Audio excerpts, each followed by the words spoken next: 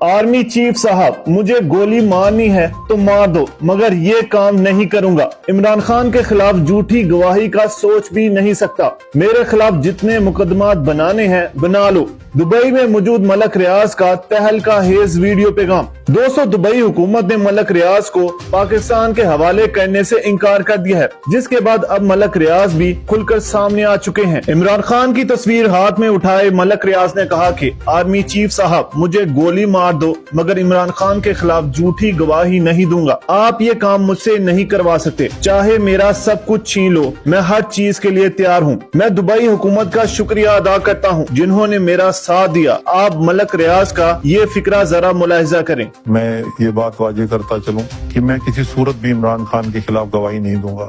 آپ نے جو کرنا ہے آپ کر لو، میں ہر چیز کے لیے تیار ہوں۔